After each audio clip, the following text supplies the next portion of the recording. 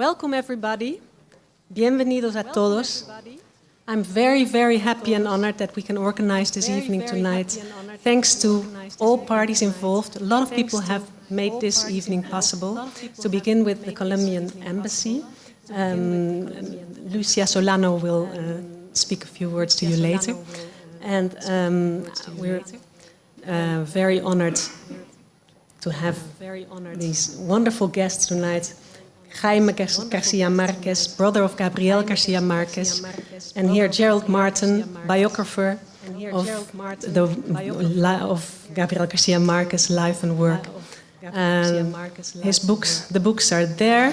The publisher is here as well, Meulenhof, who made especially for this evening who made new editions of the work of Gabriel Garcia Marquez. Almost all his books have been translated into Dutch and are for sale on the venue by Paagman Bookshop, who's our partner. I'm Judith Uiterlinde from Writers Unlimited. I'm a huge fan of the work of Gabriel Garcia Marquez. I started studying Spanish because I love his work so much, and I wanted to be able to read it in the original language. So for me, this is a very, very special and emotional evening. I'm really happy to have everybody here. I want to thank Tim Buendia, who made this evening possible, because he's been living in Aracataca, the village of birth of Gabriel Garcia Marquez, and well, his brother will be able to talk about that later too. Tim has been living there a long time, and he's going to, he made a video, and he edited it especially for this evening, and he's going to show this to you and to speak a few words. But first I want to give the floor to Lucia Solano on behalf of the embassy. And, thank you very much for being here, and I'm sure you'll enjoy this wonderful evening. Thank you.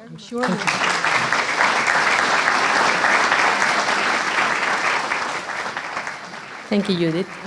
Your Excellencies, dear friends and colleagues, ladies and gentlemen, it is a great pleasure and an honor for me to be here this afternoon, this evening, really, on behalf of the Embassy of Colombia to the Netherlands, to say goodbye to a friend who will forever have a place in our hearts.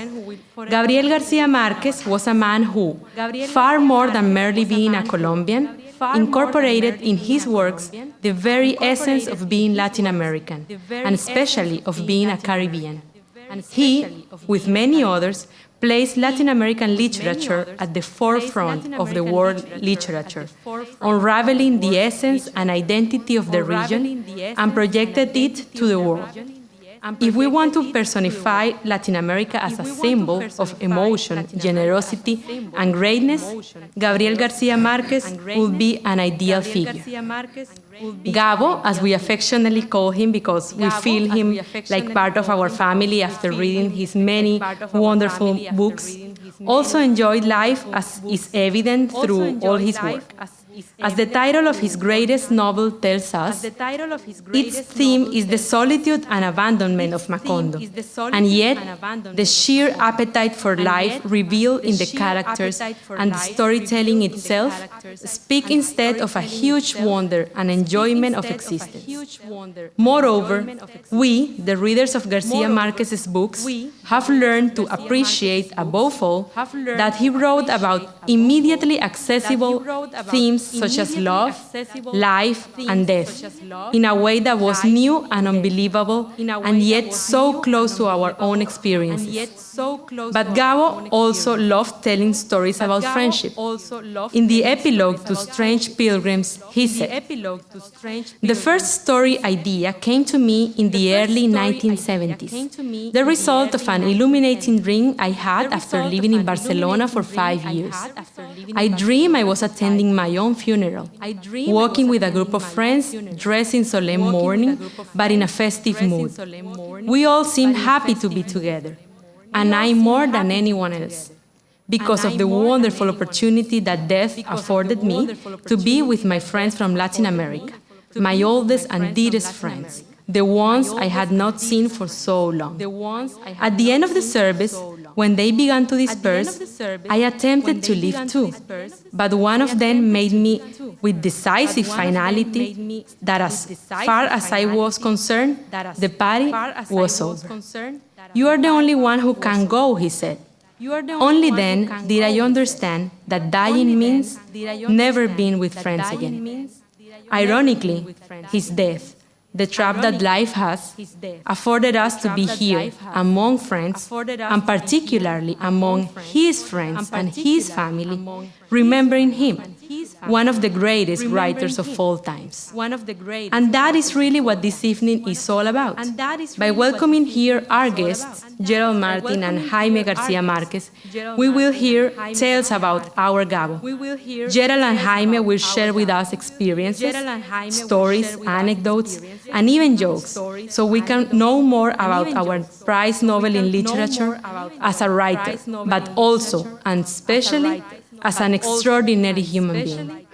On behalf of the Embassy and of Gabo's family and friends, we would like to thank Writers Unlimited, the Hague Public Library, Team Buendia, Pacman Bookstores, the editorial GM Mullenhoff, Frank van der Linden, and Luis Ignacio Andrade for helping us in making this event possible. Gabo may be gone, but the power in his words and the beauty of his vision remain with the millions who treasure them. Writers like Garcia Marquez are not born every day, but they are eternal. As he wrote in Living to Tell the Tale, life is not what one lives, but what one remembers and how to relate the memory. Enjoy the rest of the evening, and thank you for your attention.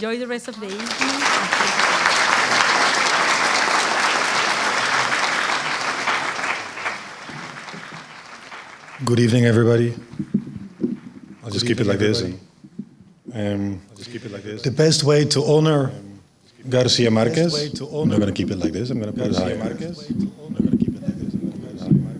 The best way to honor Garcia Marquez, in my ideas, is to honor his inspiration and his ideals, and to remember the cultural bridges that he created by constructing Macondo for us.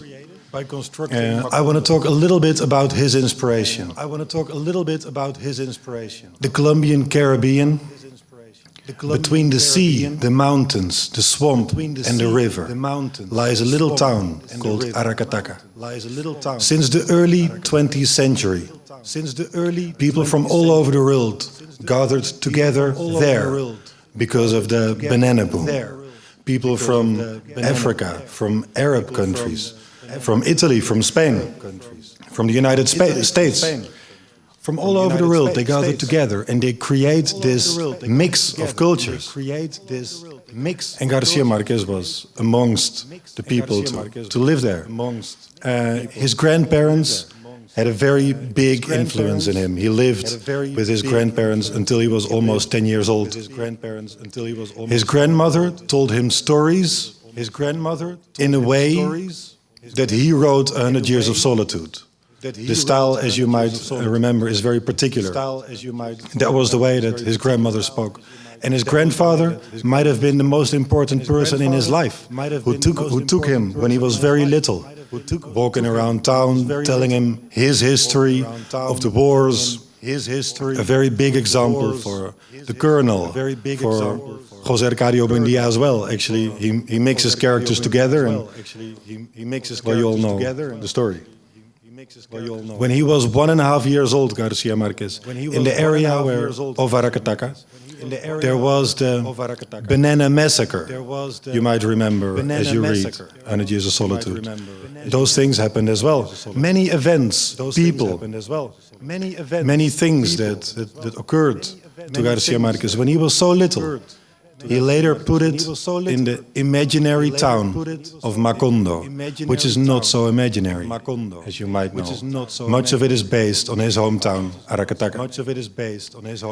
We're going to watch a little video, indeed, that I filmed. It's very short. We're going to watch it. I hope you enjoy it.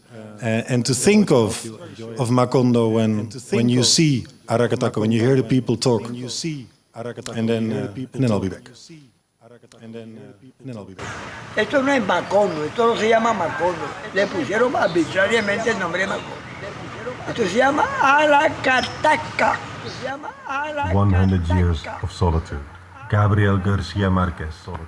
Many years later, as he faced the firing squad, Colonel Aureliano Buendia was to remember that distant afternoon when his father took him to discover ice. Yo estaba la compañía Ayunay se llamaba. Se fue cuando nací yo el 28. Mi papá estuvo por aquí que me dice que se salvó de la muerte esa, la huelga que hizo. En el año 28, todo esto era zona de banano de aquí hasta Ciénaga, de acá a la Ciénaga. Cuando quemaban billetes. Eso me lo referí yo en mi vida.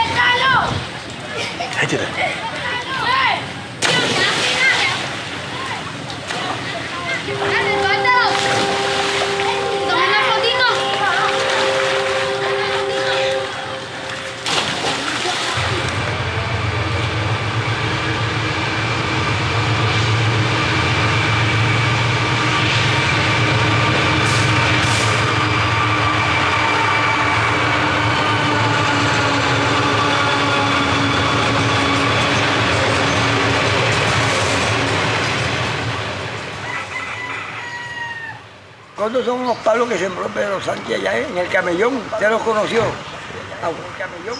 Esos palos están superficialmente ahí porque echaron tierra arriba del camellón y lo sembraron. Y ese palo crece 50 metros. Bienvenida a la casa del telegrafista. La importancia que se le da a esta casa es porque aquí fue donde vivió y trabajó el papá de Gabriel García Márquez.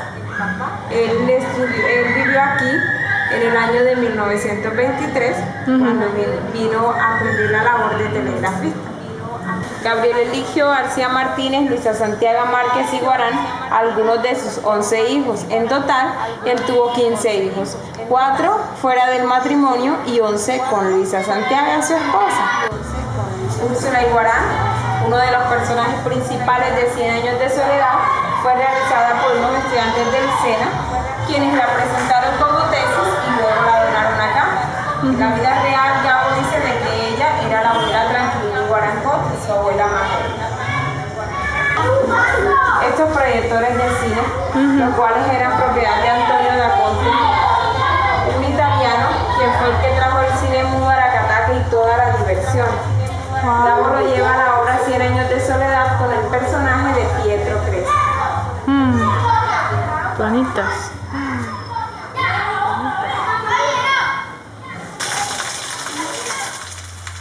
It rained for 4 years, 11 months and 2 days. There were periods of drizzle, during which everyone put on his full dress and a convalescent look to celebrate the clearing, but the people soon grew accustomed to interpret the pauses as a sign of redoubled rain. The sky crumbled into a set of destructive storms, and out of the north came hurricanes that scattered roofs about and knocked down walls and uprooted every last plant of the banana groves.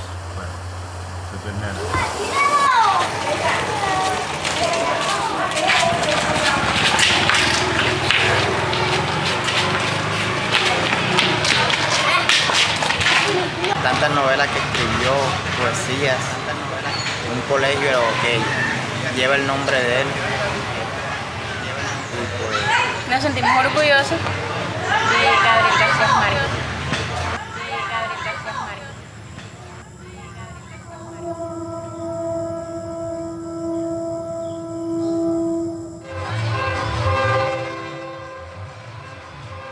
Before reaching the final line, however, he had already understood that he would never leave that room, for it was foreseen that the city of mirrors, or mirages, would be wiped out by the wind and exiled from the memory of men at the precise moment when Aureliano Babilonia would finish deciphering the parchments, and that everything written on them was unrepeatable since time immemorial and forevermore, because races condemned to 100 years of solitude did not have a second opportunity on earth.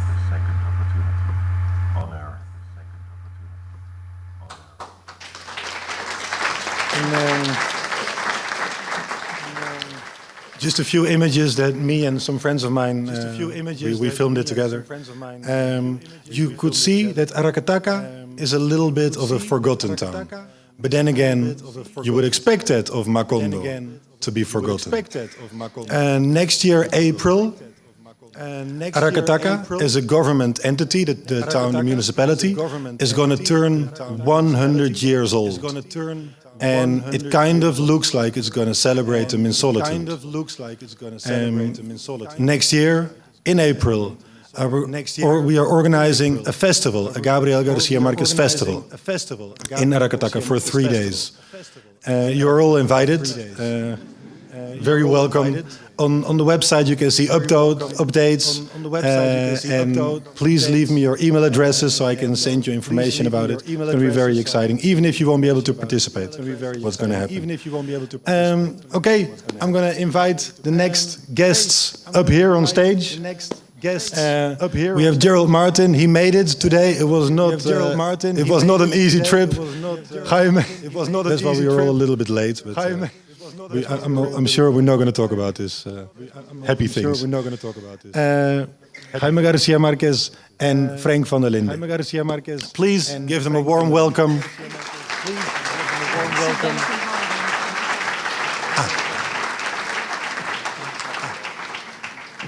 En Sibelle, de vertaler die...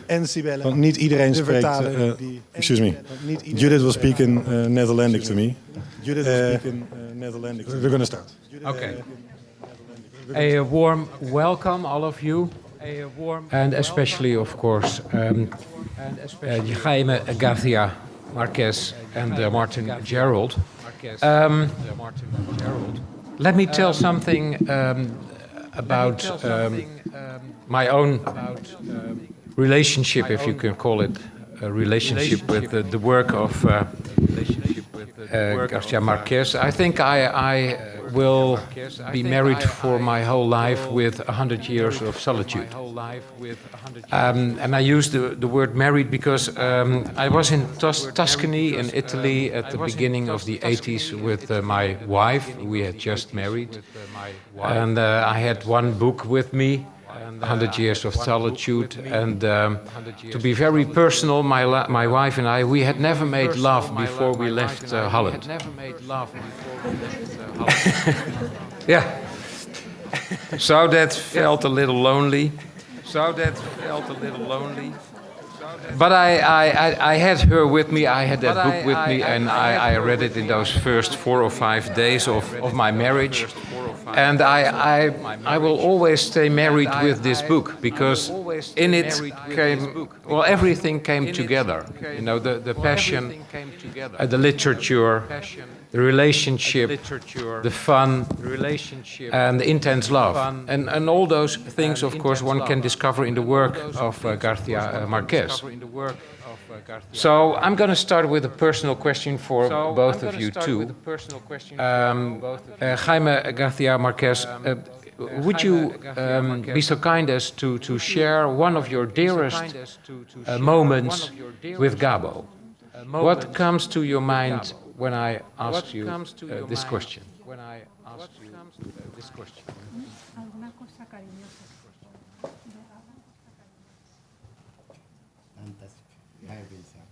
So many.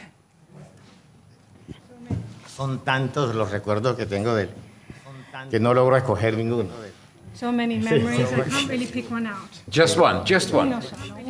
Por ejemplo, un recuerdo de él. Pero es un recuerdo que muy grato, pero es muy largo la historia, pero yo la tengo que contar. One memory, it's very funny, but it's a very long story. Is that a problem? I have to tell it. It's not. Is that a problem? Acontece que en alguna ocasión me tocó ir de Santa Marta a Barranquilla a un encuentro con Gabito. One day I had to go from Santa Marta to Barranquilla in order to meet Gabo. Pero había aprovechado esta situación porque iba a hacer un trabajo allá de mi oficio en una entidad del Estado. Me demoré un poco y a las 6 de la tarde salí hacia el sitio donde estaba Gabito viviendo, en Barranquilla. So I, ¿Sí? I wanted to take advantage of this trip because I was going to do some work for myself. It was a professional thing. I was running a bit late and it was around 6 o'clock that I was supposed to meet Gabo in Barranquilla. Iba manejando con un poco de cuidado porque no conocía muy bien las vías de Barranquilla y no estaba muy seguro si la ruta que llevaba era la correcta. Cuando de pronto en una esquina hay una tienda y tiene una curva en la tienda de tal manera que yo sabía que una persona que venía en la calle esta, yo lo podía esperar aquí para que me dijera si el sitio que yo estaba buscando por ahí era el correcto. So I was driving and I was rather insecure. I didn't know exactly what the way in Barranquilla, and I didn't know whether I was going in the right direction. Anyway, I came to a corner and there was a shop on the corner, and I knew that if I'd stand on one side of the corner, I would surely meet someone who would be able to tell me whether I was where I was supposed to be. Cuando esa persona estaba ya al frente de la puerta distinta donde yo estaba manejando, se me ocurre y bajo la manija para verle la cara. Y la sorpresa que me encuentro era Gabito. Yo quedé sorprendido. Eso podríamos decir que eso es lo que se llama realismo mágico. Cuando yo lo veo, quedo sorprendido, él ve el que estaba totalmente fuera de sí. Yo no sabía que eso fuera posible. Y él tranquilamente abre la puerta, se mete en el carro, sale y dice: no te preocupes, Jaime, que yo estaba seguro que la persona que venía en ese carro me iba a parar a mí para llevarme a la casa. I already know it's a funny story. Yes, it's a funny story. When I got to the front of the store, I saw someone walking up, and I lowered the window of the car, and I thought I'd ask this person whether I was in the right place. And to my surprise, it was little Gabo, and that was actually magical realism, if you will. I was surprised, but he wasn't surprised. He said that he knew exactly that he would find me there, wanting to ask the way, and that he'd be there. So. Great, thank you very much. Martin, Gerald, which story comes to your mind? Am I speaking in English or Spanish? In English. In English. English or Spanish? In English. I'd just like to say it's a great pleasure to be here. And it's an absolutely wonderful thing and completely extraordinary to be here in Holland, in The Hague, with Jaime Garcia Marquez. I can hardly believe it. It's extraordinary. Well, I can hardly believe that I'm here anyway after what happened to me today. Tell us in 30 seconds. I am a free man. This morning I had money, credit cards, a passport, and a telephone. And now I have none of those things. I am a completely free man, although I am wearing a tie, which completely free man. Really, I'm wearing a tie. Probably. Open it up. Open it up. Arakataka. Y la verdad, the truth is that Garcia Marquez, Gabito, as they call him in the family, Gabo, never saw me with a tie, so probably it's quite the wrong thing for me to have a tie. I've got lots of memories, obviously. But the memory that always comes back to me is the very first moment that I ever met him. It's a very long story to say how it was, but it was in Havana in 1990. I had 2 weeks in Havana. I'd got a contract to write the biography. I couldn't believe it was me. Why would it be me? I had no special qualifications. I spent 2 weeks in Havana doing everything possible to meet him. It was impossible to get Garcia Marquez's address. It was one of the most valuable things in town was his address, and you didn't get it. And eventually, I was in the Havana Libre, which is a great hotel in Havana, and I was completely drunk. And he didn't drink after being robbed today. He didn't. That's reason for an applause. I'm going to drink after this. Anyway, I won't go into the long story, but somebody from Zimbabwe who was called Kevin told me that he knew where Garcia Marquez's house was. And it was true, and Kevin told me this wonderful story about how one evening he was a medical student, he'd finished his turn on New Year's Eve, and he was going home with some friends, and a big man with a beard got out of a black Mercedes car and said, "Where are you going?" And Kevin said, "Where are you going?" And Kevin said, "We're going home, we're exhausted, we've just finished our turn in the hospital."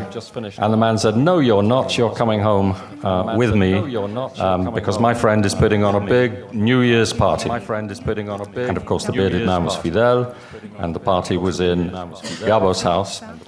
And afterwards, Fidel told me it was a complete lie and that this had never happened. And Gabo told me the same thing, that it had never happened. It wasn't true that Gabo pulled Fidel's boots off. But anyway, what was true is what Kevin told me, which was where the house was of Gabriel Garcia Marquez. And so I was able to arrive there like a British tabloid journalist and put my foot in the door and talked to the young woman who let me in, and Garcia Marquez suddenly appeared. The man that I've been reading for 30 years, that I've been trying to see in Havana for nearly 3 weeks because I had to extend my stay. And from the was it fame and celebrity that made me so excited, that changed the whole atmosphere, that changed the world, my life? Or was it Gabo himself? Was it his extraordinary aura, the absolute normality of the man, completely ordinary person, who at the same time you realized immediately was seeing straight through you? And he had, and always had, the saddest, wisest eyes that I've ever seen. And when he spoke, I was simply transfixed. I was actually bewitched. And that remained always. I'm not a person who talks like this because I'm a cynical Englishman. It's just that you have been robbed, that's all. And then there was his voice, this extraordinary, tropical, laconic drawl. And what he said to me was, "Gerald." That's all he said, as if he'd known me for 1,000 years, or certainly 100 years, as if he'd been waiting for me specially. And he put his hand in, and that day my life completely changed forever. Great, thank you. And if I'm well informed, our translator has an indirectly personal story too about. I should never tell you my secrets. Never tell a journalist anything, but do share it with us. In Spanish or in English? In English. Yeah, in English. Spanish or in English? When I was a little girl, I lived in Barcelona. I went to an English school in Barcelona, and one of my classmates was Gonzalo Garcia Marquez. So I went to school with Don Jaime's nephew. Yeah. So, and I never heard of him after that. I looked him up on the internet, couldn't find him, so I don't know what happened. No sé lo que le pasó a Gonzalo. That's a nice personal touch too. Okay.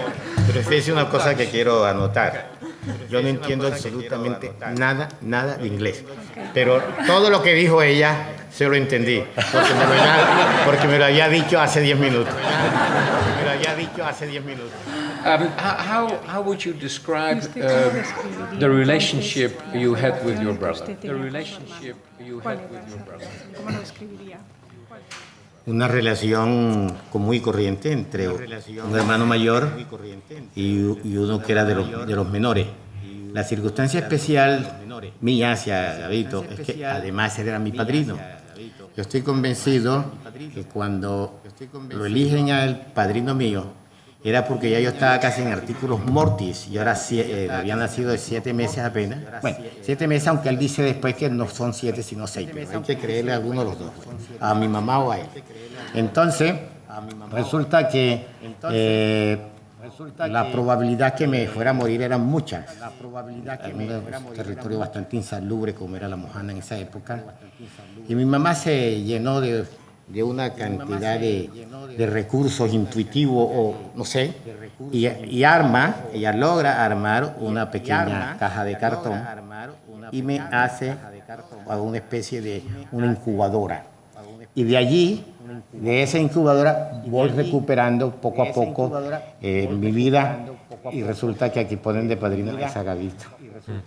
Esa es una historia que también es otro problema como de realismo mágico, ya van dos.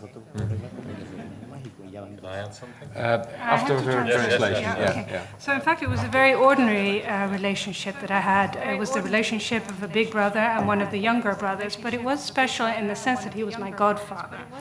I was born after a pregnancy of almost 7 months, although later on my brother and Gabo and my mother said that it was 6 months, but then again, you don't know who to believe. And I was going to die. I was in a very bad place, and it was not a very healthy environment. And my mother, out of intuition, I don't know, she decided to put me in a cardboard box, which was a sort of incubator, and I recovered. So that was another example of magical. What would you like to ask? I was just going to say that also, Jaime is one of the most modest people that I have ever met in my life. But he was also, in many ways, Gabo loved all his brothers and sisters and had a very particular relationship with each one of them because they're all the same and they're all completely different. So there's a kind of family resemblance, but each of them has their role. And if you know how to read them, you can see them in the novels. His brothers and sisters are all over Cien Años de Soledad. Can you give us one example? I wouldn't like to go too closely because it's actually dangerous and biographers are people who do a lot of damage, but I can tell you that the principal characters in 100 Years of Solitude are not the ancestors of Garcia Marquez, but they are in fact brothers and sisters of Garcia Marquez and Garcia Marquez himself. So it is a bit dangerous because then the question is what characteristics has Gabo given them in the novel, etc. In any case, Jaime is the brother that Gabo chose to be his representative in his really important journalism foundation, which he inaugurated in Cartagena at the end of the 1990s. And Jaime has been really important in that foundation ever since. But much more than that, when I first met Jaime in the 1990s, I would be sitting in his house and we would be drinking something or other, and every now and then the phone would go, and I would realize that he was talking to Gabo, because Jaime was always the connection between Gabo and his own country. Gabo would call Jaime to find out what was going on politically, and he would also call Jaime to find out what was going on in the family, who had problems, what the news was, and all those kinds of things. And that's because Jaime, as you are already seeing, is a person who, on the one hand, is absolutely and completely a Western personality, one aspect of magical realism, but on the other hand, Jaime is a man who took bulldozers all over the Guajira in northeastern Colombia, a very difficult thing to do, and built roads and buildings and bridges and all the rest of it. An engineer in the desert. He's somebody who visited all the key towns from 100 Years of Solitude. Barrancas, for example, is an important town in Jaime's life in the Guajira. Aracataca is another important town. I met Jaime and his wife Margarita one day in Aracataca that I remember very well. So Jaime is a person who represents in his own person, the world of Garcia Marquez, but also he's somebody who can absolutely talk about it with total eloquence, who had the total trust of his brother, such that his brother took him to Cuba to meet Fidel Castro, to New York to meet Woody Allen, and so on and so forth. So he's a really very much... You are extraordinarily privileged to have Jaime here. He's not just a specimen member of the Garcia Marquez family, he's a really important person in Garcia Marquez's life. That word trust triggers me. That word trust triggers me. Yeah, okay. Ese otro realismo mágico. Resulta que hemos venido a hablar aquí de Gabito y están hablando de mí. Resulta que hemos venido a hablar de Gabito y ahora están hablando de mí. This is another example of magical realism. We were here to talk about Gabo, or little Gabo, and now we're talking about me all of a sudden, and about him. I would like to ask something that has to do with that word trust you just used. I was told that your brother asked you one day to become a sort of postillon d'amour and to transport his love letters to the woman who would later be his wife. Is that true? Sí. Gabito en esa época que estás refiriendo tú, vivía en París, estaba en Europa, sí. Y resulta, estamos en Europa. Y resulta, At the time, Gabito was living in Paris, and he said, "No, in Europe, because we're in Europe." Entonces resulta que él escribía cartas a Mercedes, su novia, que vivía un poco lejos de Cartagena, en Arjona, era un pueblo cerquita de Cartagena. Y yo recibía la carta y la misión mía era llevarla a Arjona. Y yo lo hacía con un placer tremendo. Lo que no sabía Gabito, que a mí no me interesaba tanto el placer de llevar la carta, sino de quedarme con los hermanos de Mercedes tomando trago 2 días allá en Arjona. Entonces, quien salía ganando precisamente era yo. Y ahí viene una relación de carácter, digamos, casuística, pero lo cierto es que poco a poco se fue construyendo a medida que iba creciendo. Yo soy de los menores, yo soy el octavo de los García Márquez y Gabito me lleva 13 años a mí. Entonces, cuando yo tenía 7 años, ya Gabito era un señor, ya tomaba trago y yo no. Entonces, fíjate que lo que llama la atención es que con esa diferencia de edad, que era bastante considerable en esa época, ya a los 20 y pico de años ya no era tan grande, porque ya tomaba trago. Y eso me fascinaba tremendamente porque además hablábamos de lo que tú te puedes imaginar, lo bueno, lo malo, y lo importante de esto es que realmente Gabito es un tipo que no es un tipo hablador. Él es escritor, pero él no es hablador. El que habla, voy a decir una palabra de pronto grosera, el que habla bastante soy yo. Y mi hermano Gustavo decía que yo era el García Márquez que hablaba más que una puta presa. Yo quiero ver.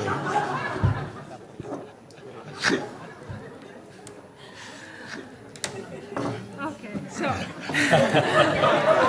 so his girlfriend Mercedes, I will.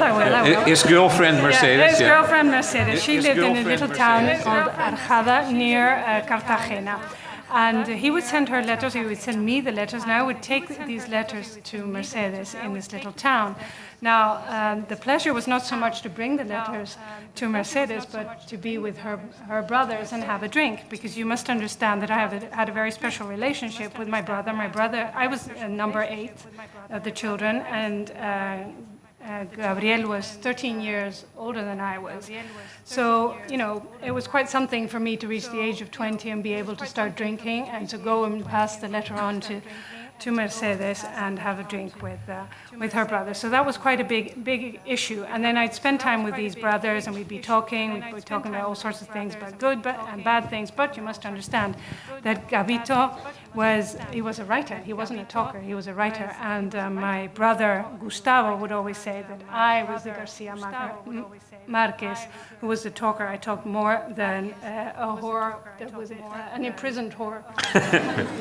And now, of course, the killer question.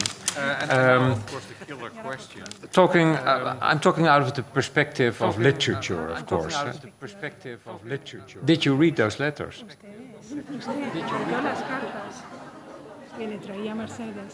No, eso era prohibido y además eso no se podía hacer. No, you could not do that. That was forbidden. Eso era violar una correspondencia, eso lo ponen preso a uno. That would be violating correspondence. You'd go to jail for that. Martin Gerald, what do you consider as a biographer as the essence of the youth of Gabriel Garcia Marquez? What should we all be aware of that happened to him that had a huge influence on his person and probably also on his work? Well, the first thing was obviously that when he was 1 year of age, his parents moved away to Barranquilla, the big local town, excuse me, and he was left in a house of old people. He was left in a house with his grandparents, his grandfather, the colonel, and his grandmother, his grandfather, who in a way represented kind of Western logic, and his grandmother, who represented Catholic folklore and Guajira superstitions and that whole other world of spirits, which was quite a combination. But they were both old people, so there is a boy who is open in a way, with a kind of wound, but at the same time looked after by this grandfather, who was a hero in the war, who represented authority in the town. This is the famous power, I suppose, that Garcia Marquez was so obsessed with. It's a theory anyway, who knows. And his grandfather was absolute security for him, total security. He was security in the world, and yet he was a very old man. And so Garcia Marquez, Gabo, depended absolutely on this grandfather and this grandmother who told him terrifying stories at night. And yet the whole time there was this insecurity of what would happen eventually when they disappeared. In fact, his own family, his mother and father, came back to Aracataca before the grandfather died, but nevertheless, that was the kind of combination, dialectic, we would have called it in the past, between insecurity and security that opened him in some way to the magical world outside, which Tim mentioned and which his film so eloquently showed us a bit of, this extraordinary world, the incredible vigor, vitality of Aracataca and its diversity, which that boy in that safe house with his safe grandfather, who used to take him out for a walk, holding his hand, somehow protected him from. Yeah, it has been suggested that the later political position of Gabriel Garcia Marquez also had to do with a sort of fight with his father, who was far more conservative. What do you think of that kind of opinion? I think there probably is some truth in that, but I think the fight with his father over politics was not so much a kind of Freudian hostility to his father, as much as the fact that when he was a small boy, his father for a long time was his grandfather. And so his grandfather was a liberal, whereas his father was a conservative. In those days in Colombia, you tended to be born in a family which was liberal or conservative, so you had to have the same politics as your father. And Gabito's politics were liberal because his grandfather was liberal, and gradually, of course, he began to change that politics as well. And the change in his politics was because of so he said, and I believe him, because of the Banana Massacre in 1928, which was the key background event, historical event in his own childhood. So it turned out that he had the opposite politics to his father, and I'm sure when he had difficulties with his father, that increased his own commitment to something leftish, whether liberalism or socialism. But I think the real heritage is from his grandfather. Okay. What do you consider the moment of the birth of the author, Gabriel Garcia Marquez?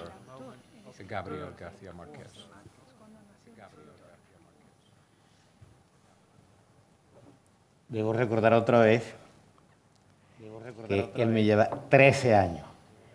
Cuando yo ya tenía 7 y él tenía 20. Entonces, esa es una pregunta que no puedo contestar porque hay algunas cosas de oída, pero no sería interesante. Él, que sí le sabe la vida completa, Gabito, que lo explique él. I must remind you that he was 13 years older than I was. So when I was 7, he was already 20, so I really can't comment on that. And he would know everything there is to know about Gabriel Garcia Marquez.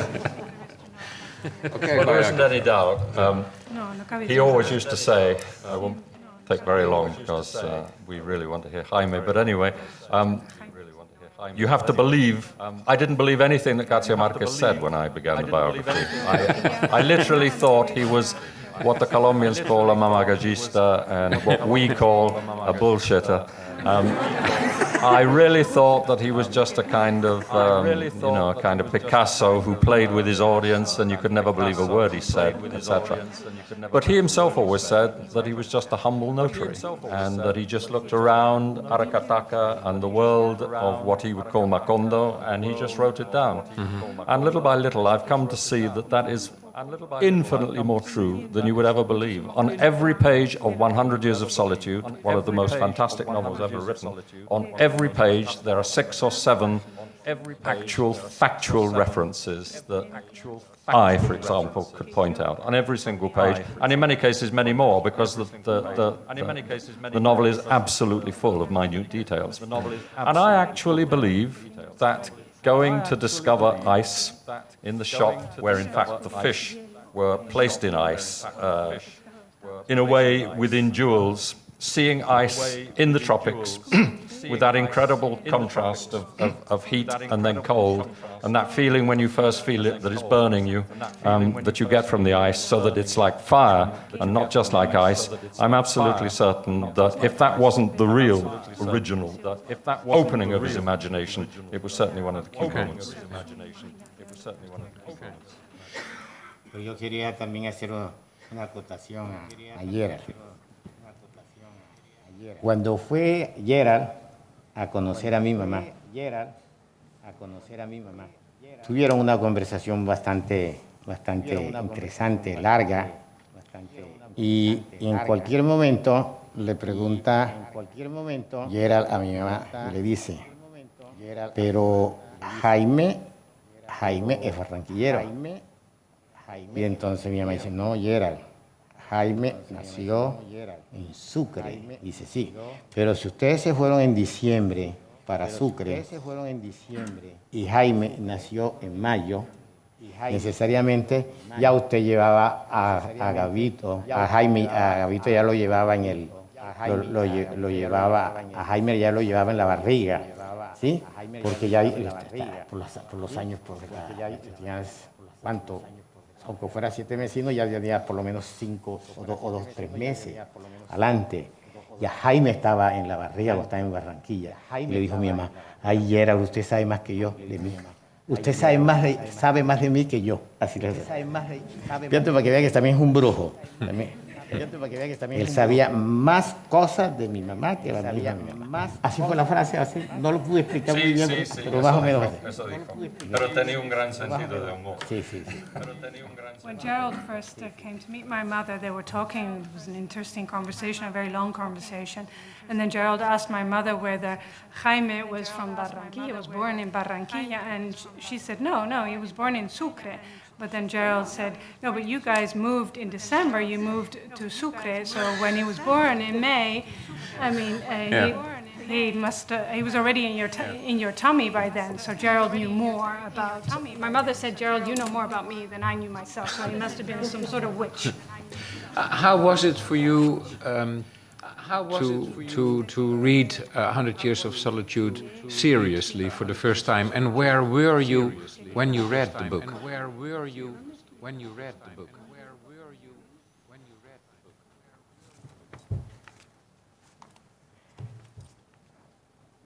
Yo leo 100 años de soledad, realmente en Cartagena, pero ya tenía mucho conocimiento del libro, porque además Gabo me mandaba a mí unos cuestionarios para que yo le hiciera investigación, ya lo había dicho Yera, ¿sí? Y yo me imaginaba que ese libro que yo estaba leyendo iba a ser una cosa para mí casi como una revelación.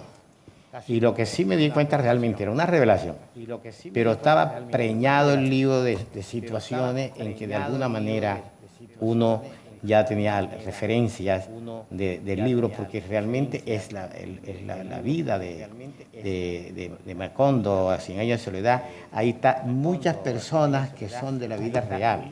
Por ejemplo, la que come tierra es mi hermana Margot, y Remedios la Bella, con seguridad que es Ligia Garcia, ¿sí? Y bueno, y así son personajes que no se pueden decir específicamente que así lo son, pero son rasgos que tiene. Entonces Gabito se alimentó realmente de toda una historia, no solamente de sus hermanos, sino de los vecinos. Y llegó un momento en que cuando sale el libro y Gabito se hace rico, nosotros esperábamos que nos diera siquiera una parte, porque nos pertenecía también, porque estábamos en la historia. Actually, I read 100 Years of Solitude in Cartagena, but I already knew bits and pieces about the book, because what Gabriel would do is send me questions or a list of questions so that we could do some research. So I thought when the book came out that it would be a revelation to me, and it was in a certain way, but on the other hand, the book is full of things by means of which you recognize the life or Macondo. You recognize real life in the Macondo situation in the book. Like the person who eats dirt is Margot, and there are other little bits and pieces that you can recognize. And actually Gabito sort of fed on stories told by his brothers and sisters and the neighbors. And in fact, when the book came out and when it was first sold, we all thought as brothers that we were entitled to some of the money that he was Where are you in the book? Where are you in the book? Or a part of you? Bueno, no. En el libro no. Ese no. Pero hay una historia que yo creo que tiene que ver conmigo. Yo no sé si lo dije ya. Es que cuando Gabito escribe La Tercera Resignación, es la historia de un niño. La historia de un niño, perdóname, es que se me olvida que tú estás traduciendo y yo no paro para que no tú... pasa nada. Es la historia de un joven, un niño, que el médico le dice a su mamá que está muerto, pero que de todas maneras va a haber algunas funciones, van a seguir. Y la madre... Entre las funciones que decir que iba a crecer, entonces la madre manda a hacer un cajón bastante grande para que el niño fuera creciendo y tuviera siempre por lo menos un tiempo su cajón. Bueno, eso a mí se me ocurre que eso lo sacó de la historia mía. Ya yo lo había contado, yo era 7 vecinos, ¿sí? Y mi mamá se ingenió de alguna manera para construirme una incubadora que llenó una caja de zapatos, lo llenó de algodones para darme el calor, y además me servía, se ordeñaba ella y me daba... con un goterito me daba la leche de ella. Entonces yo encontré una similitud entre La Tercera Resignación y el cuento ese, y mientras no me digan lo contrario, yo pienso que yo soy el protagonista de esa novela. Y aún tampoco me dieron regalías. Okay, there is a story, La Tercera Resignación. There was a young boy, or it's a young boy who died, or at least the doctor tells his mother that the young boy has died, but that there's going to be a process that is going to take place and that he may grow a bit. So the mother prepares a box to put the dead boy in and chooses a bigger box because the boy may grow. This, I believe, is my story, because I was born after a pregnancy of 7 months. My mother made this incubator, I told you about that, and she prepared a shoebox and filled it with cotton wool. And she even gave me her milk, but then passed it through the drip, so that I could grow. And I believe that I am the protagonist of that story, and as long as nobody tells me otherwise, that's what I believe, and still I didn't receive any royalties. There's a biographer who might choose a Marxistic frame to look at people. You could also look at it from a Freudian perspective. What kind of frame did you choose, or didn't you choose one? In many ways, you could easily have done both, and it's very easy to do a Freudian analysis or a Marxist analysis of Cien Años de Soledad. What would be the Freudian one if you had to choose that one about him? Well, the Freudian one, you would choose the whole question of his terrors, which are evident in the story that Jaime has just told, the terror of being buried alive, for example, which, well, I won't even go into it now, especially sitting here with Jaime, as to what could be said about it. But, and of course, the relationship with two different fathers would be a very complicated thing and very interesting from the standpoint of Freud. The Marxist one, well, in a way I've done it, because I did actually do a reading of 100 Years of Solitude as a kind of story where the Banana Massacre is even more important than it's usually given credit for. As a matter of fact, there was a time, and in one way it was a mistake, talking about royalties, when I was going to call the book Margot. I mean, in one way it's an obvious cliche, but in another way I know it would have sold a lot of books, because when you see that face on the cover, and you see that expression on Garcia Marquez's face, and you know he's the world's greatest magical realist, and you know that he turned Aracataca into Macondo, and you put magician on the front page, it's been the title of many books, but for Garcia Marquez, it's perfect. I know I'd have made a lot more money than I actually did with what I did. But I think one of the key things about biography is you don't have a frame. You don't have a theory. You don't have a thesis. You have questions. You have questions, and you... As far as of course, we've all got our preconceptions, but as far as possible, you have to let the life impose itself on you, as far as possible. And so I did something, I tried to do something very difficult, and of course one is always dissatisfied, but I tried to write a biography that was a bit more like a novel than some biographies are, though not with any invention at all. I tried to write a narrative like Gabo's, where you go on from one paragraph to the next because you want to know what happens in the next. Of course, I didn't succeed, but that's what I was trying to do. But above all, I tried to let the life come out.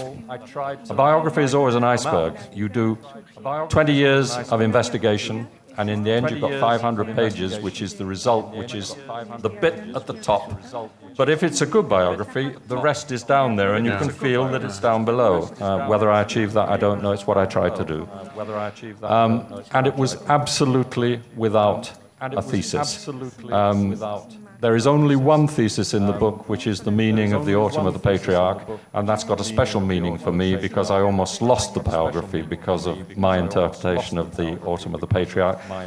Garcia Marquez and I had kind of a big fight the second time that I met him, when I thought I was going to be his best friend in the world, because he didn't like my interpretation of the Autumn of the Patriarch. And in the book, there is something which I do think is a thesis about how the book changed his life and what it was about, but that's another story. But generally speaking, no thesis, no Marxist interpretation, no Freudian interpretation. And what is, you hope, the most important thing you have added to the picture we already had of the author before the biography appeared? I think the thing that's clearest of all to me, and I was saying it only yesterday, but I think it's true. I mean, on the one hand, this man is an absolute genius. I mean, this man, some people don't believe in the concept, and maybe I didn't, but this man is an absolute and complete genius. It's so direct. The power of the language, you know it's him, the first two lines of every book. This is an absolute genius who takes you away. At the same time, he's the most normal man that I've ever met, in a way. He was the most relaxed man, the most informal man. He was a very easy man to be with, despite the legends about him. And not only was he normal, he was, in some ways, although not in other ways, a man of the people. He was a popular person. He never ever left anything behind. He never ever looked down on where he was from. He was never ashamed of anything that happened to him or where he was from. He thought that Macondo was reality. So those three things, being an absolute genius but at the same time absolutely normal, being a popular person who speaks immediately to people all over the world. I mean, You could think of all kinds of writers from this period in the last 50 years who are very popular in the United States, in Britain, in Germany, or whatever, but they're not read in Afghanistan or Thailand or whatever. But Garcia Marquez reaches everywhere. So not only is he the things I've said, but he was, I genuinely believe, the world's first global novelist. And that is a really, if it's true, and I think it is, that is a really important. His theme, the transformation from so-called tradition to so-called modernity, is the great theme of the 20th century in the Third World. That's his theme. Yet he also does the Cervantes thing about the relationship between reality and fiction. And he does them in ways. I felt it. It took me 20 years to explain it, but I felt it the first time I ever read the book. The first page. Wow, this man, I didn't know what he'd done, but I knew that this man had done it. And it's that combination of these themes, if I've done anything, and if that's obvious when you read my book, it's that combination, that network of themes that I think probably. And what did you learn about your brother by reading the biography?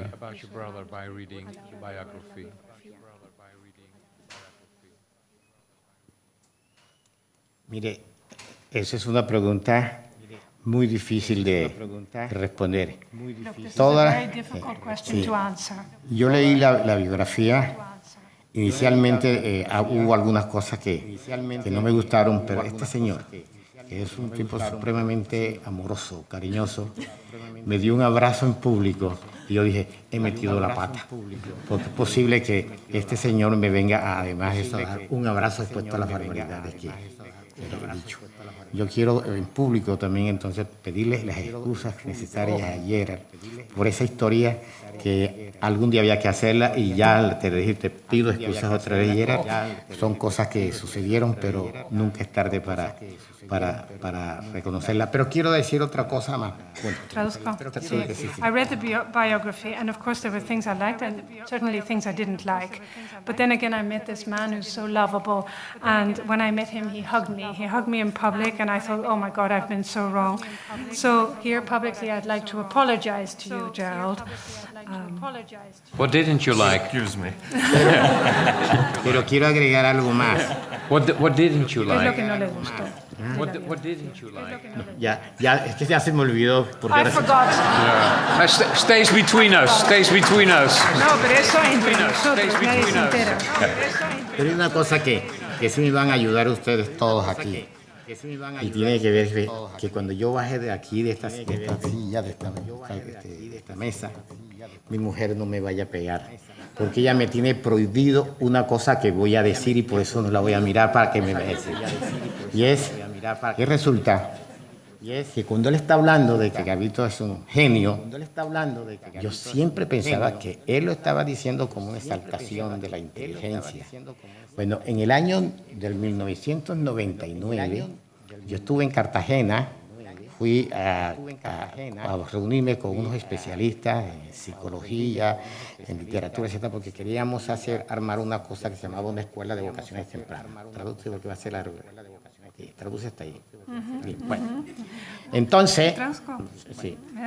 Entonces, I just want to say something because I'm afraid that when I leave this podium here, when I leave this table, my wife will be very cross, might beat me because I always promise not to say what I'm going to say now. I've always thought that when Gerald speaks and when he talks about my brother being a genius, that he was referring to his intellectual qualities. And I remember in 1999 in Cartagena, there was a meeting, I had a meeting with specialists in psychology and literature because we were setting up a school. Sí. Y al lado mío me tocó un señor que se llamaba, o que se llama, porque él vive de Subiría, se llama Julián de Subiría. Y Julián de Subiría, yo referí en algún momento que yo había leído una nota de Gutengara donde decía que Gabriel García Márquez era un genio. Y yo estaba convencido de que eso no era más que una exaltación de lo mismo que se podría decir de Yera. Y me dice este señor, que además es especialista en CI, que Gutengara no lo estaba diciendo como admiración, sino que le había hecho un test y que había encontrado que el CI coeficiente de inteligencia de Gabito estaba por encima de lo que ya se titulan un genio. Eso, estoy hablando del 99, me lo he mantenido callado y mi mujer me lo ha prohibido que lo diga públicamente porque es una exaltación a la personalidad y que eso es ridículo que yo lo diga. Pero ya lo dije porque él lo dijo primero, entonces yo lo que estoy es rectificando. Entonces, que mi mujer regañe a Gerald, no a mí. Tell us the touchy story. In Cartagena, I was with these people. I was talking to a gentleman called Julián de Subiria, and he was telling me that he had read a book and that this author had said that Gabriel Garcia Marquez was a genius. And we were talking about this, and I thought that this person had said that out of admiration for my brother, exaltation maybe. But then it turned out that this gentleman told me that they had done a test, an IQ test, and it turned out that his IQ was far above the IQ of any genius. So this was in 1999 that I realized that was the case. So, and I promised my wife that I would never ever mention it and never talk about it in public. But since you said it first, I can say it. Okay. You are in a country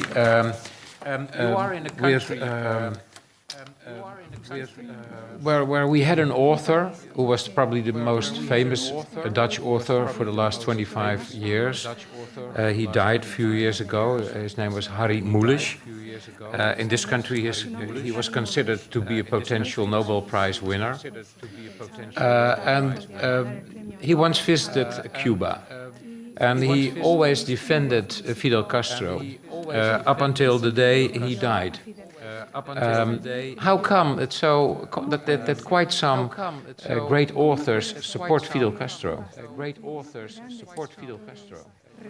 First of all, you of course have to remember the context in which Fidel appeared, and he appeared first before he declared himself a communist, and almost everybody on the progressive left and center in Latin America in the late 1950s was enthused with Fidel Castro. But the reason why so many writers, intellectuals were enthused with him, and what I still think is the number one, without trying to take away anything to do with Garcia Marquez's socialist politics, because they cannot be denied. Whether he was a socialist when he died is something you could argue about for a long time, but he was a socialist for most of his life. But Fidel Castro, for a certain generation of Latin Americans, and for a certain generation of foreigners, I'm one of them, Fidel Castro represented the dignity of Latin America. He was one of the few people in history that managed to represent the resistance of Latin America to Europe, to us, and to the US, who, in an unbelievable way, whatever you think of Fidel Castro, to be on that island, 9 million people, tiny, even smaller than Holland, a really small place, to stand up as he did against the might of the rest of the world, to become the great hero of the Third World, as he was for a long, long time. That started it off and was a very emotional thing. Fidel, apart from that, in terms of Garcia Marquez, being as intuitive as he was, and for intuition, it was just extraordinary. I mean, you just saw him reading you and reading other people. And Gabo was enthused with Fidel before Fidel even won the revolution. He was following him even in the Sierra Maestra. He was the person he always wanted to meet. He went and interviewed his sister in Venezuela. He always knew. And they're both Caribbeans. They're both from the Caribbean place. Both of them had the United Fruit Company, the banana company, in their lives when they were children.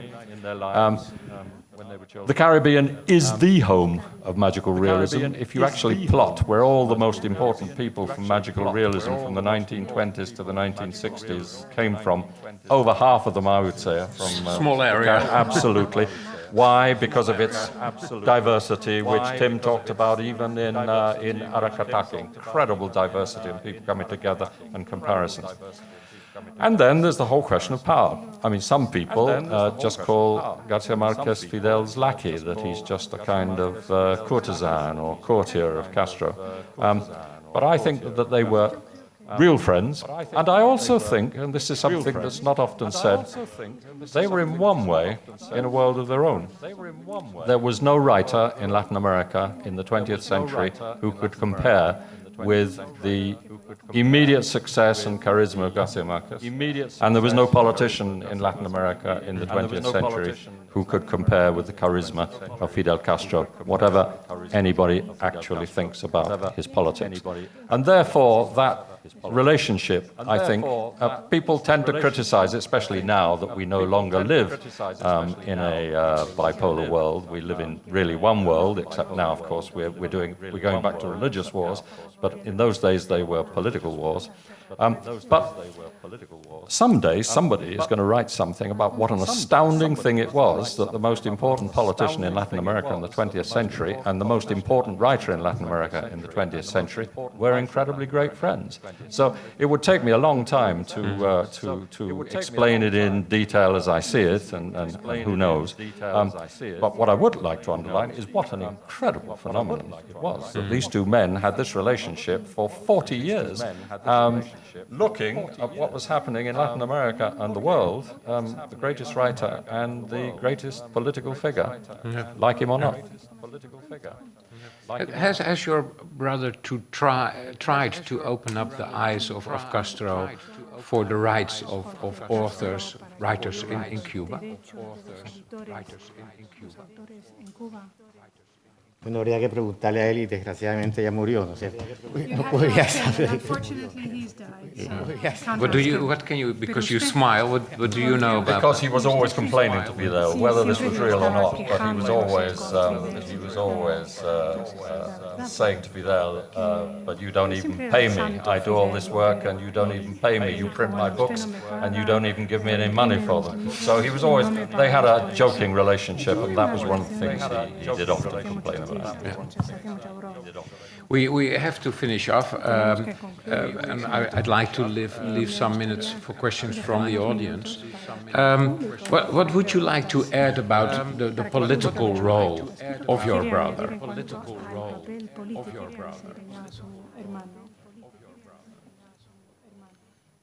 Es que no quiero tratar ese tema de política, porque ya no tiene la manera de defenderse. I don't want to talk about politics because he can't defend his position. No, I'm not trying to criticize him. I'm intrigued by, for instance, the fact that he started a political magazine, and that was of great influence on politics in Colombia. Maybe you could tell us a little bit about that. Bueno, él inicia Alternativa con un grupo de compañeros que también eran de izquierda y logran hacer una revista que tuvo un auge tremendo, y sobre todo los jóvenes, entre los cuales estaba yo, éramos lectores furibundos. Era una esperanza en América Latina. Nosotros siempre estamos pendientes de que suceda algo positivo, de que América Latina salte y ya en el nivel mundial como una potencia, porque tiene la gente, porque tiene los elementos, porque tiene riqueza, porque tiene petróleo, todas esas cosas. Y creíamos que América Latina merecía realmente que hubiese una política mucho más liberal, un poco mucho más, que se saliera de ese marco de imposición y incluso de saqueo que ha habido en América Latina. Yo creo que estos jóvenes, especialmente el caso de Gabito, que es el que yo más conozco, y bueno, también están los otros, pero vamos a hablar de él, que ellos habían vivido ya un proceso. Gabito había vivido de alguna manera con los regazajos primero de la matanza de las bananeras. Ahí ya estaba impactado. Su abuelo influyó mucho en toda su formación política, y posteriormente él comienza ya a estudiar Derecho y comienza ya también a sentir un poco de la necesidad de tener alguna participación en las cosas de la política. Sin embargo, su vida literaria Perdón, literaria. Traduzco. In fact, yes, he did start up this magazine, and it was sort of leftist. It was very popular among young people, and they read it avidly, as I did, because what the young people wanted at that time was hope and some sort of positive development, particularly in Latin America, because we felt that Latin America had the potential. We had the resources, we had the people, we had all this potential. It was just a matter of waiting until it would come out. And in fact, we all felt that Latin America deserved it, and also deserved a more liberal politics, and get out of this deadlock, this situation it was stuck in.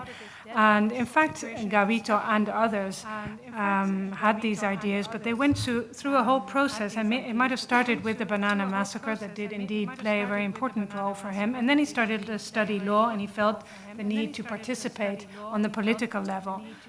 Y entonces, en ese momento viene el fenómeno de la Revolución Cubana, y eso vino como anillo al dedo para este grupo de periodistas. Y convirtieron Alternativa una revista realmente de izquierda que se podía hacer en ese momento, y fue alineando a una cantidad de personas que teníamos, incluso yo, algunas ideas, digamos de izquierda, pero teníamos el temor de que nos pasara algo. No era fácil expresar eso públicamente. Y ellos comenzaron con sus revistas, con Alternativa, y después incluso hacen un noticiero para dar noticias realmente, solamente en Colombia, dar noticias reales como son, ya es un acto revolucionario. Porque la prensa, aunque en algunos momentos han sido muy buenas y en otros no, juega un papel muy importante en todos los países del mundo. Y vamos notando que cada día la prensa va marginándose, o va saliéndose, o le va sacando el cuerpo a estos conflictos sociales. Creo que Gabito vivió con sus amigos, vivió esa necesidad de expresar una posición más que de carácter, digamos, comunista, porque todo el que era de izquierda en esa época era comunista. Era una manera como de tildarlo, era una manera de estigmatizarlo, y además sucedieron cosas peligrosas contra ellos. Corrieron mucho peligro. Lo cierto es que Cuba se ha mantenido allí con todos los conflictos que se pueden imaginar, y eso es otra historia, pero la verdad es que ha ido perdiendo bastante influencia en América Latina, y yo pienso que es parte de los conflictos que tenemos nosotros en América Latina. Conclusión final, para mí fue un momento oportuno que se produjo todos estos movimientos en América Latina, y que desgraciadamente se han ido perdiendo y se convirtieron en otra situación como son las guerrillas, etcétera. Eso sí fue un daño tremendo. Si lo hubiéramos dejado que estos jóvenes hubieran encontrado un rumbo y no los hubieran perseguido, o le hubieran dado la oportunidad de hacer algo más por su tierra o por su pueblo, no tendríamos este caos que tenemos nosotros ahora. Well, in fact, the Cuban Revolution was the start, if you will, the onset of the magazine Alternativa, and lots of people were living in fear. In fact, there was fear, but you couldn't really publicly express that. And this magazine became a sort of news bulletin. Actual facts were published. It was about real news, real facts, and the press was sort of being pushed, being marginalized at that point in time. And Gabito felt that he had to take a position, and he was called a communist. Everybody who was somewhat leftist was called a communist and was being stigmatized. Those were dangerous times. And then you had all the developments in Latin America. And Cuba is still there, of course, but I do think that its influence has diminished, indeed. So the conclusion is you don't know what would have happened with all these developments in Latin America, with the guerrilla that came up and everything. It became a chaos, but if maybe these young men would have been able to use their energies wisely or in a different way, the situation would be different now. Y yo quisiera hacerle una pregunta a Gerald. I have a question for Gerald. Sí, que tú lo conociste más a fondo, has estudiado su obra literaria, su vida. Yo insisto que Gabriel García Márquez nunca fue comunista, lo podría asegurar. ¿Tú qué piensas? Could you translate the question? Yeah. I'd like to ask Gerald a question because you knew him well, you knew him profoundly, you knew his work, you knew his life. I insist, Gabriel Garcia Marquez was never a communist. What do you think? Well, of course, I asked him that, and he told me that he had briefly been involved in a communist cell without actually being a communist, and that was weeks rather than months or years. I don't think he was ever a communist. Not that I would think it was so awful if he was, but I don't think he was. He was always on the progressive left. There's no question that he had what could generally be called the materialist view of the world in the old-fashioned sense of that. But one of the things that's really important about him is how can everybody adore the works of a communist or a Marxist or even a leftist, a socialist, as much as they do? And there are two reasons for that. The one is that he always separated politics from literature because literature was about the world as it is. It wasn't about the world that was wanted, which is why it's a miracle that he didn't have more trouble with Cuba. Because in Cuba, of course, you were supposed to write optimistic books which showed the triumph of the revolution, as in most communist countries. And Garcia Marquez did not show the triumph of the revolution in his books. He showed the Colombia that existed in his life, always. He showed the joy of living, always, that every single second has to be taken advantage of, and yet not in a selfish way. If we don't care about the other people who live with us on the earth, then we don't really deserve to be on the earth. Those are the kinds of things he showed, the actual richness and the vitality and the radiance of life everywhere, but especially on Costa Colombiana. I would like to, just briefly, if I can just say one more. At the end of his life, there's no doubt he was changing. And when I first met him in 1990, we had a conversation just as it was getting dark, and I said to him, I called him Gabo because we were already getting on quite well at that. We still hadn't talked about the Autumn of the Patriarch at that moment, and we were having, I thought I was going to be his best friend in the world at this moment. So I said, Gabo, you must be pretty depressed now, pretty pessimistic. We've just had 1989, we've had the end of the communist dream, in other words, the end of the whole leftist view of the world. It's quite clear that something different's coming. These new times, we're in post-modernity, they tell us, and all of that stuff. I said, you must now be really depressed, aren't you? I know you try to be positive, but you must be. And he looked at me and said, not at all, he said. Not at all. All of what you've described is la historia. It's history. And history simply has to be accepted. We can try to change the world, but in order to change the world, we have to understand it. And he said, look at me, I'm one of the first writers in the world to use a computer. I love everything about modern technology. It's quite obvious to me using this computer that what we're going to see in the 21st century is something completely different from what we have known. And I think that although we're going to go through very difficult times in the 20th century, because we are going to see a revolution such as we can't even imagine, that the 21st century will actually be the great century of humanity, where humanity finally finds a way to live differently and come together. It was clear that he wasn't talking about communism in the way that he would have understood it when he was a young man, but he still had the same faith that he'd always had, and he was looking for a new way of transforming reality. And that's in the first conversation that I ever had with him.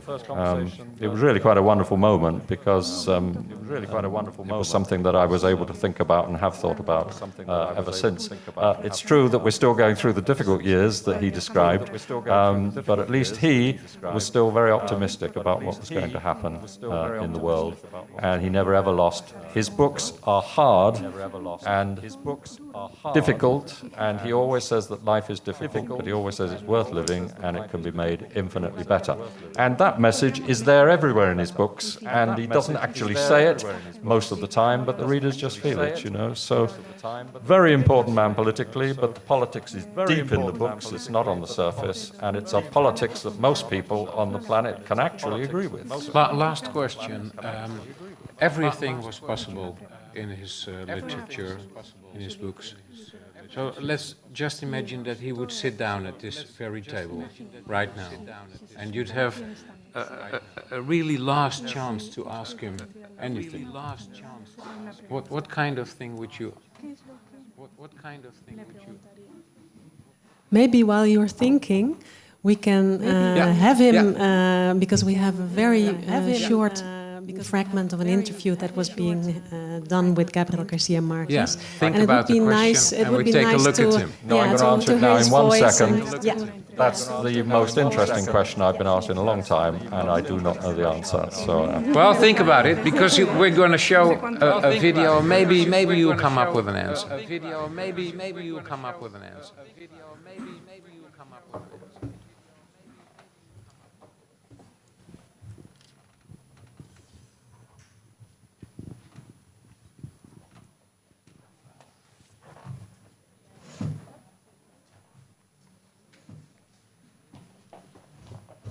Tengo la ventaja de que me conocen, pero no me paran bolas.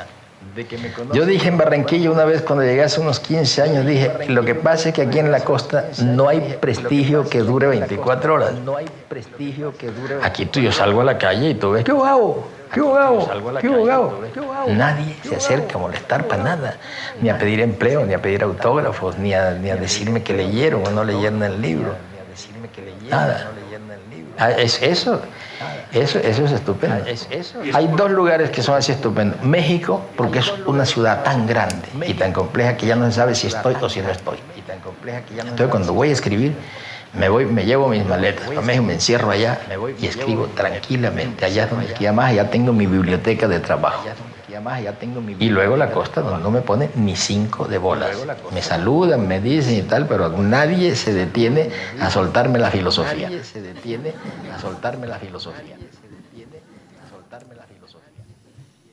Well, actually, what he says that in Barranquilla, prestige or fame lasts for about 24 hours, no more than that. He says when he walks around in Barranquilla, nobody approaches him, nobody starts talking to him. They just say hi, and then they just go about their own business. And there are 2 places in the world where that happens. That is in Mexico City, that is such a big and complex city that he says, I can be there or not be there, nobody really cares, nobody knows. And the coast, at the coast, people will just say hi, but nobody will stop and share their philosophies with me. Yeah. And also not their questions? Right. The floor is yours. Who would like to put forward a question or make a remark? I see a hand there in the back side.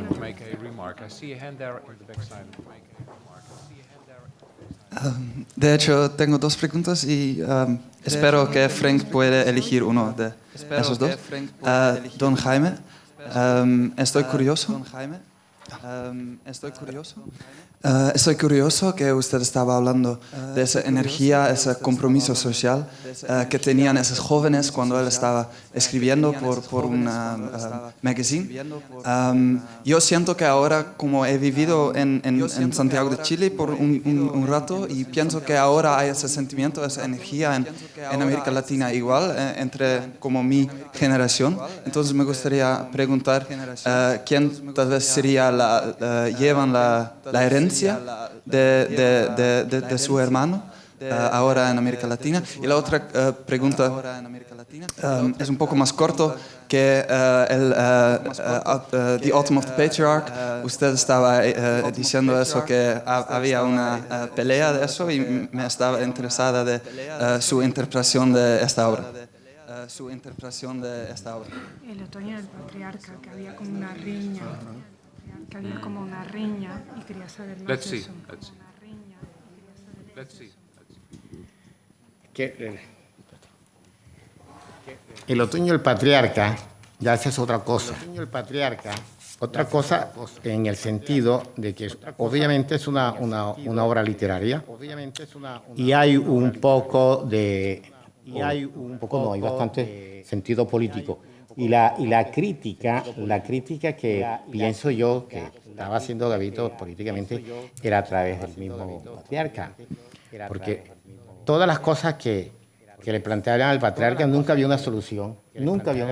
Cuando le llevaron, por ejemplo, en cualquier momento, para mantener un poco en calma a la gente, para hacer un barrio para casas digamos, sin cuota inicial, regalarle las casas. Y entonces le dijo, contestó el patriarca, eso no sirve como solución, porque el día que la mierda valga algo, los pobres nacerán sin culo. Eso significa, ahí está haciendo una posición política. No hay en Gabito nada distinto, sino una metáfora que uno la puede interpretar de diferentes maneras. Yo creo que es una crítica durísima que le está haciendo a un dictador. Y en Colombia, especialmente en Colombia y en América Latina, hay muchos dictadores que son dictadores, digamos, porque son elegidos por el pueblo y todo esto que quiera, pero la situación económica sigue exactamente igual. Por lo tanto, no avanza. No sé si logré capturar la pregunta, pero es lo que yo pienso, que sencillamente los libros de Gabito son una crítica durísima a los estados, a través de los que los gobiernan. You'll also have to translate the question. Is that okay? To go back. Sorry. In fact, the question was more about the energy and social commitment of young people that Don Jaime was referring to, and whether and the person who was asking the question says he's been living in Santiago for a while, and that he sort of feels that same energy and that political and social commitment there, and that might be some sort of a heritage maybe coming from Gabriel Garcia Marquez. The answer about the Autumn of the Patriarch, and the question, part of the question was that in the Autumn of the Patriarch there was some sort of disagreement, and whether Don Jaime could go into that. And Don Jaime says the Autumn of the Patriarch is different. It's definitely a literary work, but it does have a political importance. And actually the political side is to be seen through the patriarch who actually never comes up with a solution. And that is what Gabito really did. He worked with metaphors, and all his works were really one big criticism of the dictators. And nowadays we have dictators, or so-called democratic dictators in Latin America. They maybe have been democratically elected. They're still dictators. The economic situation remains the same, and there's no progress whatsoever. And then my bit of that is that the first time I met him, as I said, we had a great time, and we started with tea and we ended with whiskey. And he invited me back the next day, and I just thought, well, it's happened. This is a miracle. You're Garcia Marquez's best friend, and you're going to be amigos del alma, and you can stop being his biographer and just be his friend. And so I went back the next day. We talked for 4 hours the first day, and we went back the next day. And you need to understand that I wrote a book about Latin American literature called Journeys Through the Labyrinth, Latin American Literature in the 20th Century. So the next day, I could see that in fact we weren't best friends any longer, and that things weren't what I thought they were. And we had a very difficult half hour. And then he suddenly said, you know, he said, last night I was wandering through the labyrinths of Latin American literature. And so I knew he'd read my book. And I thought, oh my God, because in my book I said that The Autumn of the Patriarch was a despicable work, that Garcia Marquez was a kind of sellout, that he was idolizing Latin American dictators, and that I thought it was absolutely dreadful. And so he said to me, we need to talk about The Autumn of the Patriarch. And so I gulped. And he said, you just don't understand anything. He said, I am the patriarch. And if you haven't understood that this is therefore a book about me, you don't understand anything. And you are not fit to be my biographer. And the only thing I could think of to say, which happened to be true, was, Gabo, my wife loves the book, and I'll go back to England and ask her what it is that she saw in it that I couldn't see. And it didn't exactly work, but we did kind of struggle back. The relationship was never quite the same again, because I think that in that very moment, Garcia Marquez noticed, and I noticed, that between a biographer and his subject, there is always a distance. And what kind of distance it is depends on the relationship between the two people. But it's always there. So from then on, we pretended to be friends. And in a real way, we were. but it was also something else. And he knew that, and I knew that, and then we played a different kind of game, both learning what it was all about. Wouldn't it be a very nice question if he were here to ask him if he could sincerely answer the question what he thought of you after all? Do you know, I was going to say that, and then I thought that would sound really egotistical, so okay, I did it for you. I did it for you. I did it for you. You can imagine that question as a journalist, of course. Okay, who else? Yeah. Okay, who else? Yeah. Okay, who else? La pregunta tiene también que ver con esto último que se ha dicho. Porque El otoño del patriarca es un libro que está inspirado, es lo que siempre se ha dicho también, está inspirado en la vida, en la presidencia, en la dictadura de un dictador venezolano, Juan Vicente Gómez creo que era. O sea, es un dictador, es una figura horrible. Entonces, mi pregunta es algo que siempre me ha intrigado. ¿García Márquez tuvo alguna vez la sospecha o lo temió que finalmente su buen amigo Fidel Castro era un poco ese dictador horrible? O sea, se terminó convirtiéndose en ese dictador, en esa figura horrible del otoño del patriarca. Mi pregunta es, ¿él lo sospechaba, lo imaginaba? ¿Fue algo que se le cruzó por la cabeza o fue algo para nada? The Autumn of the Patriarch has inspired in actually the life of dictators or a dictator, and most possibly a Venezuelan dictator. The question is whether Gabriel Garcia Marquez ever suspected or perhaps even feared that Fidel Castro was becoming the despicable dictator that he portrayed in Autumn of the Patriarch. Esto sí es trampa, ¿no? Trick question. Undoubtedly. But it's also true, I think, that Garcia Marquez was talking about himself, and he was talking about a man who'd been him, and I do say this in the book. I think he thought that he was a man who, despite being so amiable and so magical realist and so costeño and so spontaneous, was actually incredibly competitive. That he actually deep down wanted to kill all his friends and rivals, all the other novelists, that really he wanted to sleep with all their wives, and that this was the reality of him, Garcia Marquez, up until that moment. And I actually did believe, and do believe, that the book was a kind of confession, like Rousseau and St. Augustine, about himself and what he'd been, among all the other things that he was. And we all ask ourselves these questions about what we're really like. He was far more far-seeing than most people. As for Castro, the astonishing thing about the Autumn of the Patriarch is that Garcia Marquez wrote and finished that book before he knew Fidel Castro.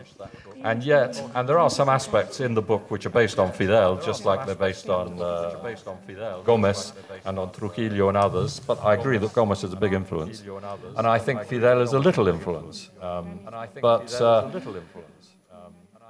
I think there is something in the book that it will be very interesting to know, and it's not a question that I ever did ask him, but whether the central character was in part Garcia Marquez and in part Fidel Castro, two twin characters with a lust for power of different kinds. I do think that even before he knew Castro, he understood him very well.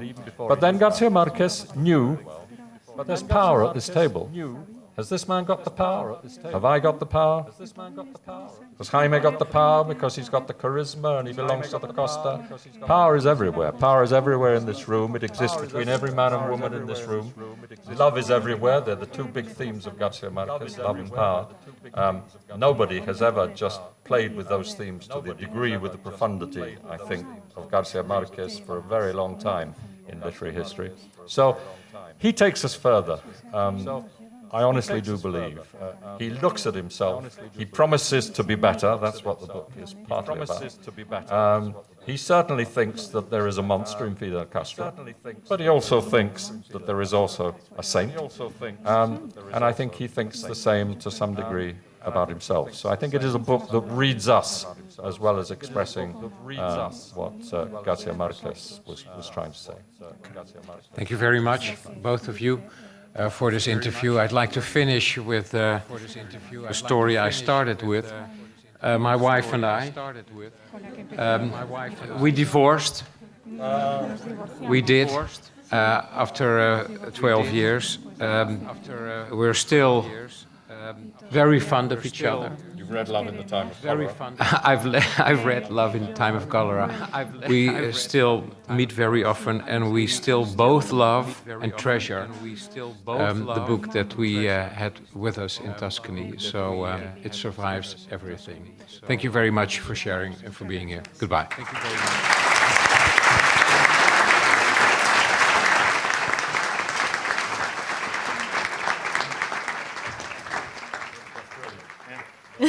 Gerald. Thank you very much. Gerald. Thank you very much, Frank van der Linden, for